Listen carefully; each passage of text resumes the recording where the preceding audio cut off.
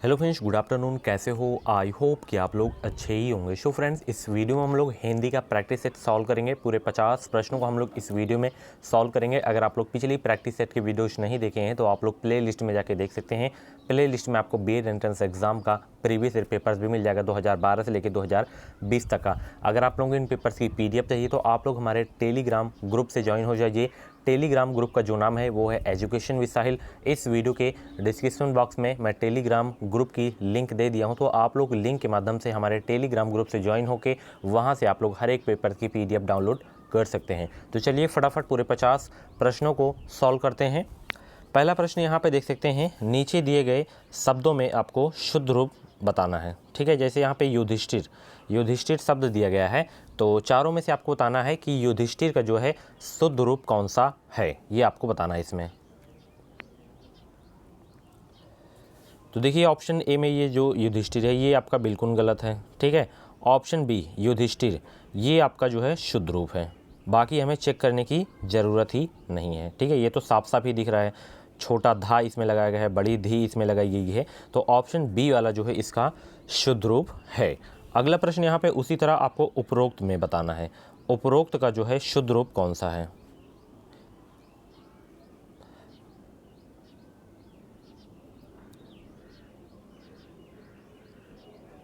ये जो आपका है ये गलत है। यहाँ पे ऑप्शन बी में जो आपको दिख रहा है उपर्युक्त, यही इसका जो है शुद्ध रूप है। बाकी ये गलत है, ये गलत है। ठीक है, ये श्रृंगार वाला तो मैं 3 से 4 बार करवा दिया हूँ। श्रृंगार वाला फटाफट बताइए, श्रृंगार का शुद्ध रूप कौन सा है।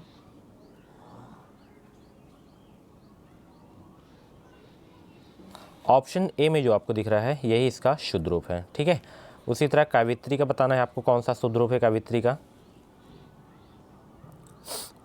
ऑप्शन ए में जो आपको कवित्री दिख रहा है यही इसका जो है शुद्ध रूप है। ठीक है, उज्ज्वल उज्ज्वल का आपको बताना है कौन सा किसका शुद्ध रूप है, चारों में से कौन शुद्ध रूप है उज्ज्वल का।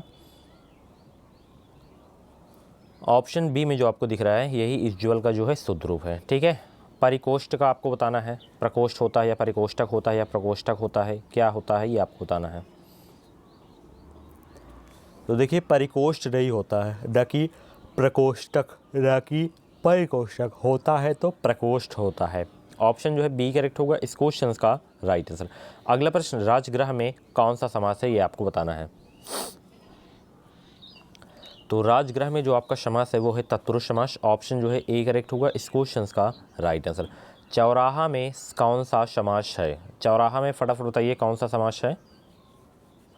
द्वंद्व समास तो होगा ही नहीं, द्विगु होगा या कर्मधारय होगा या बहुब्रीहि, कौन सा समास होगा चौराहा में ये आपको बताना है।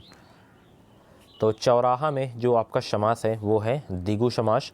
ऑप्शन जो है बी करेक्ट होगा इस क्वेश्चन का राइट आंसर। अगला प्रश्न आप लोग यहाँ पे देख सकते हैं, आत्रेय में प्रत्यय है, आत्रेय में जो है प्रत्यय कौन सा लगा हुआ है ये आपको बताना है।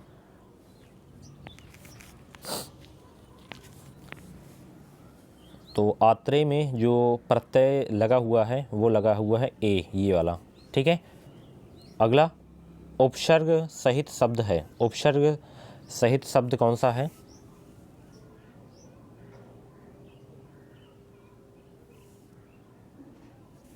तो वो है प्रयोग। ऑप्शन जो है बी करेक्ट होगा इस क्वेश्चन का राइट आंसर। अगला प्रश्न यहाँ पे देख सकते हैं, पराधीन का संधि विच्छेद क्या होगा, पराधीन का संधि विच्छेद क्या होगा ये आपको बताना है। तो पराधीन का जो संधि विच्छेद है वो है परधन आधीन। ऑप्शन जो है ए करेक्ट होगा इस क्वेश्चन का राइट आंसर। अगला प्रश्न आप लोग यहाँ पे देख सकते हैं, अमानवी में उपसर्ग है, अमानवी में कौन सा उपसर्ग है ये आपको बताना है। सिंपल सा है, तो अमानवी में जो उपसर्ग है वो है आ। ऑप्शन जो है ए करेक्ट होगा इस क्वेश्चन का राइट आंसर। अनाड़ी का तत्सम रूप होगा, अनाड़ी का तत्सम रूप क्या होगा ये आपको बताना है। तो अनाड़ी का जो तत्सम रूप होगा वो होगा अनार्य। ऑप्शन जो है बी करेक्ट होगा इस क्वेश्चन का राइट आंसर। अगला प्रश्न आप लोग यहाँ पे देख सकते हैं, द्राक्षा का तद्भव रूप होगा, द्राक्षा का तद्भव रूप क्या होगा।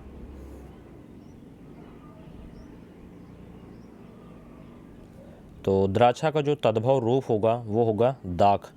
ऑप्शन ए करेक्ट होगा इस क्वेश्चन का राइट आंसर। अगला प्रश्न यहाँ पे देख सकते हैं, सिंपल सा क्वेश्चन है, नत्र का तद्भव रूप होगा, नत्र का तद्भव रूप क्या होगा? तो नत्र का जो तद्भव रूप होगा वो होगा नाच। ऑप्शन जो है सी करेक्ट होगा इस क्वेश्चन का राइट आंसर। फ्रेंड्स मैं आपको बता दूं, अगर आपको 2021 में यूपी से बीएड करना है या अदर स्टेट से बीएड करना है तो आप लोग इस चैनल से जुड़ जाइए। चैनल को सब्सक्राइब करके बगल में बेल आइकन को ऑल पे प्रेस कर लीजिएगा। आपको इस चैनल के माध्यम से निश्चित ही मदद मिलेगी। और हाँ, जो भी यूपी बीएड की अपडेट रहेगी, एग्जाम डेट से रिलेटेड कुछ भी अपडेट रहेगी, वो अपडेट आपको इस चैनल के माध्यम से सबसे पहले देखने को मिलेगी। अगला प्रश्न आप लोग यहाँ पे देख सकते हैं, गेहूँ का तत्सम रूप क्या होगा? गेहूँ का तत्सम रूप क्या होगा ये आपको बताना है। तो गेहूं का जो तत्सम रूप होगा वो होगा गोधूम। ऑप्शन जो है ए करेक्ट होगा इस क्वेश्चन का राइट आंसर। उसी तरह जो है आपका जो है खेत का तत्सम बताना है। खेत का तत्सम रूप क्या होगा? तो खेत का होगा क्षेत्र। ऑप्शन जो है ए करेक्ट होगा इस क्वेश्चन का राइट आंसर। अगला प्रश्न यहाँ पे निर्देश पढ़ते हैं, 18 से 22 तक में वही करना है, ठीक है, जो 18 नंबर में करना है। नीचे कुछ रंगीन छपे शब्द दिए गए हैं। प्रत्येक शब्द के पर्याय के विकल्प के रूप में 4 शब्द दिए गए हैं। इनमें से एक शब्द उपयुक्त पर्यायवाची है, आपको उस शब्द का चयन करना है। जैसे यहाँ पे दशन, दशन का पर्यायवाची कौन सा है ये आपको बताना है।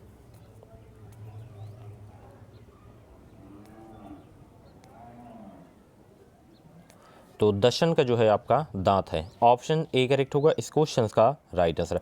विहग का बताना है आपको। तो विहग का है परिंदा। ऑप्शन सी करेक्ट होगा इस क्वेश्चन का राइट आंसर। प्रेम का पर्यायवाची आपको बताना है। तो प्रेम का पर्यायवाची होगा रति। ऑप्शन जो है ए करेक्ट होगा इस क्वेश्चन का राइट आंसर। उसी तरह अच का पर्यायवाची बताना है। अच का होगा आंख। ऑप्शन जो है बी करेक्ट होगा इस क्वेश्चन का राइट आंसर। अगला प्रश्न उसी तरह आपको बताना है कोदंड। कोदंड का पर्यायवाची, तो कोदंड का जो पर्यायवाची है वो है धनुष। ऑप्शन जो है ए करेक्ट होगा इस क्वेश्चन का राइट आंसर। यहाँ पे देख सकते हैं 23 से 27 में हमें क्या करना है, नीचे कुछ रंगीन छपे शब्द के लिए सही विलोम शब्दों का चयन कीजिए। जैसे इति, इति का विलोम शब्द क्या होगा ये आपको बताना है। तो इति का जो विलोम शब्द होगा वो होगा अथ। ऑप्शन जो है बी करेक्ट होगा इस क्वेश्चन का राइट आंसर। दृश्य, दृश्य का विलोम शब्द क्या होगा? तो दृश्य का अदृश्य हो जाएगा। ऑप्शन जो है डी करेक्ट होगा इस क्वेश्चन का राइट आंसर। अगला प्रश्न करुण, करुण का विलोम शब्द क्या होगा? तो करुण का जो विलोम शब्द होगा वो होगा निर्दयी। ऑप्शन जो है डी करेक्ट होगा इस क्वेश्चन का राइट आंसर। सुधा, सुधा का विलोम शब्द क्या होगा? तो सुधा का होगा हलाहल। ऑप्शन जो है बी करेक्ट होगा इस क्वेश्चन का राइट आंसर। व्यास का विलोम शब्द आपको बताना है। तो व्यास का जो होगा विलोम शब्द वो होगा समास। ऑप्शन जो है ए करेक्ट होगा इस क्वेश्चन का राइट आंसर। अगला प्रश्न 28 से 33 में आपको क्या करना है, यहाँ पे देख सकते हैं नीचे दिए गए वाक्यों के लिए प्रयुक्त एक शब्द का चयन कीजिए। ठीक है, यहाँ पे एक वाक्य दिया गया है, ठीक है, जिसे जीता गया हो, उसके लिए एक सही वाक्य क्या होगा ये आपको बताना है।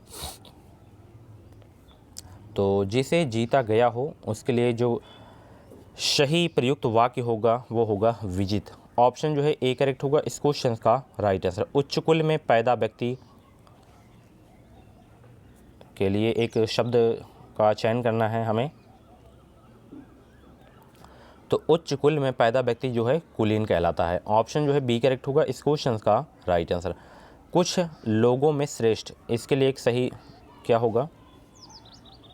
तो कुछ लोगों में जो श्रेष्ठ होते हैं वो क्या कहलाते हैं? विशिष्ट कहलाते हैं। ऑप्शन जो है बी करेक्ट होगा इस क्वेश्चन का राइट आंसर। जिसके समान कोई दूसरा ना हो उसके लिए एक सही वाक्य क्या होगा? तो जिसके समान कोई दूसरा ना हो उसके लिए एक सही वाक्य होगा अनुपम। ऑप्शन सी करेक्ट होगा इस क्वेश्चन का राइट आंसर। जो बिना वेतन का कार्य करता हो उसके लिए वाक्य क्या होगा? तो जो बिना वेतन का कार्य करता है उसके लिए सही वाक्य होगा अवैतनिक। ऑप्शन सी करेक्ट होगा इस क्वेश्चन का राइट आंसर। अगला प्रश्न यहाँ पे देख सकते हैं, जो किसी के स्थान पर कार्यरत हो उसके लिए एक सही वाक्य क्या होगा? जो किसी के स्थान पर कार्यरत हो उसके लिए एक सही वाक्य होगा स्थानापन्न। ऑप्शन जो है ए करेक्ट होगा इस क्वेश्चन का राइट आंसर। अगला प्रश्न, निम्नलिखित में से शुद्ध वाक्य का चयन कीजिए। चारों को अच्छे से पढ़िए, फिर आपको इसमें बताना है कि शुद्ध वाक्य कौन सा है। मैं उन्हें धन्यवाद देता हूँ, मैं उनका धन्यवाद करता हूँ, मैं उनको धन्यवाद देता हूँ, मैं उन्हें धन्यवाद करता हूँ। कौन सा शुद्ध वाक्य है ये आपको बताना है। देखिए ये तो आपका गलत वाक्य है, यानी कि अशुद्ध वाक्य है। मैं उनको धन्यवाद देता हूँ, ये भी अशुद्ध है। मैं उनका धन्यवाद करता हूँ, ये भी है। मैं उन्हें धन्यवाद देता हूँ, तो ये जो वाक्य है ये इसका शुद्ध वाक्य है। ऑप्शन ए करेक्ट होगा इस क्वेश्चन का राइट आंसर। अगला प्रश्न आप लोग यहाँ पे देख सकते हैं, निम्नलिखित वाक्यों में से अशुद्धियों को छांटिए। ठीक है, यहाँ पे देख सकते हैं शिक्षक ने कक्षा के सभी छात्र से प्रश्न पूछे। इसमें जो है ए बी सी डी किस में जो है आपका अशुद्ध है, ये आपको बताना है।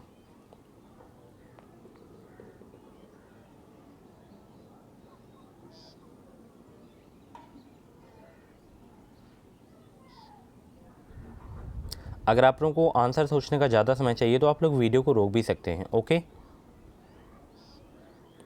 तो इसमें देखिए जो आपका अशुद्धि है वो है ऑप्शन सी वाले में। यहाँ पे देखिए सभी छात्रों से, यहाँ पे सभी नहीं होगा। ठीक है, सभी का प्रयोग अनावश्यक है। ओके, यहाँ पे केवल छात्रों से प्रश्न पूछें। ठीक है, रेलगाड़ी का इंजन पटरी पर वाष्प से चलती है, इसमें अशुद्धि आपको छांटना है।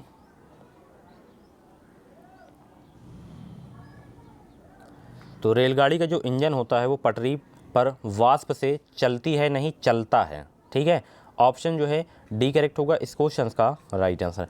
अगला प्रश्न आप लोग यहाँ पे देख सकते हैं, तुलसीदास ने अवधी भाषा में अनेक ग्रंथ लिखे। इसमें आपको बताना है किसमें अशुद्धि है।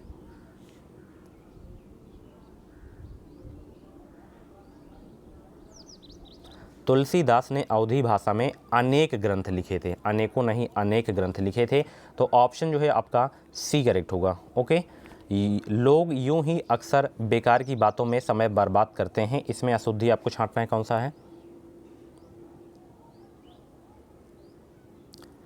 लोग यूं ही अक्सर बेकार की बातों में समय बर्बाद करते हैं, इसमें जो अशुद्धि है वो है ऑप्शन ए वाले में। यहाँ पे यूं ही का प्रयोग नहीं होगा। ठीक है, ऑप्शन जो है ए करेक्ट होगा इस क्वेश्चन का राइट आंसर। मैं आज अवकाश न लेता यदि मेरी तबीयत सही होती, इसमें अशुद्धि छांटना है आपको।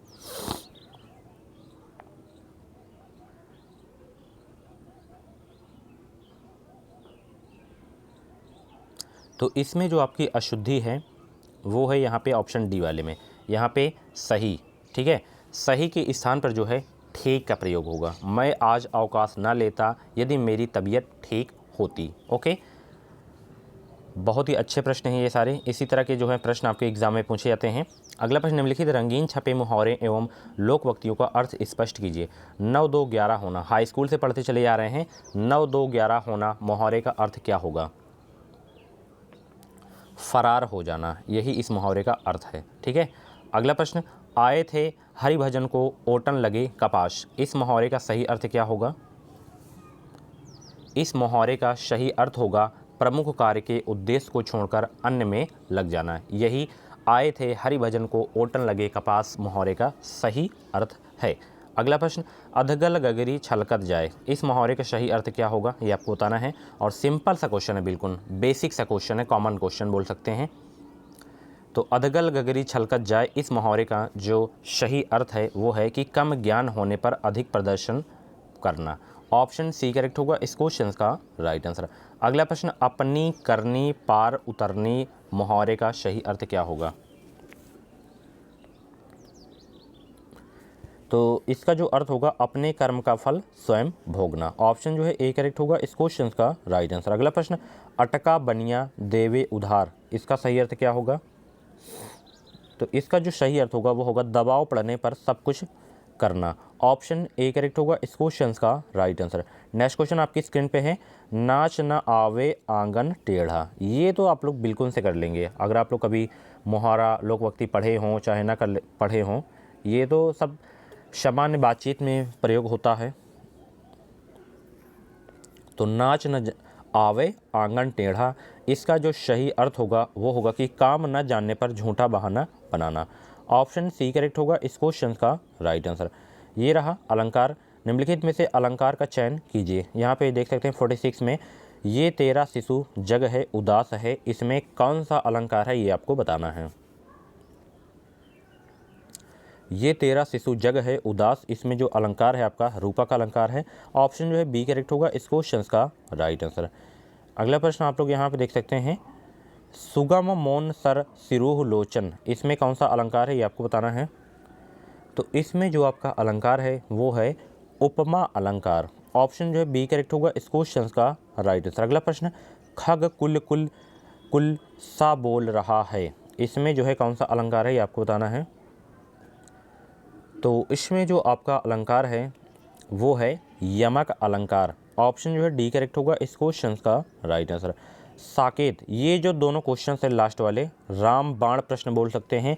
साकेत, भारत भारती, अक्सर एग्जाम में ये क्वेश्चन पूछे ही जाते हैं। तो साकेत किसकी कृति है ये आपको बताना है और दोनों क्वेश्चंस में इंपॉर्टेंट आपको लिख लेना है। अगर आप लोग फर्स्ट टाइम इसे देख रहे हो तो साकेत किसकी कृति है, तो ये है मैथिली शरण गुप्त की। ऑप्शन जो है ए करेक्ट होगा इस क्वेश्चन का राइट आंसर। उसी तरह भारत भारती के रचनाकार कौन है, तो भारत भारती के जो रचनाकार हैं वो हैं Maithili Sharan Gupt. Option D correct होगा इस क्वेश्चन का राइट आंसर। तो फ्रेंड्स ये थे हिंदी के टॉप 50 क्वेश्चंस और इसकी आंसर की भी मैं नीचे लगा दिया हूँ, तो आप लोग जाके इसकी PDF डाउनलोड करिए, ठीक है। और इन सारे क्वेश्चंस को आप लोग अपनी नोट बुक में ज़रूर लिखें, ठीक है। और वहाँ पे आपको अदर्स जैसे आपका कला वर्ग हो गया, ठीक है, हिंदी की हो गई, GK के हो गई, ठीक है, ये सारी PDFs आपको जो है टेलीग्राम पे मिल जाएंगी।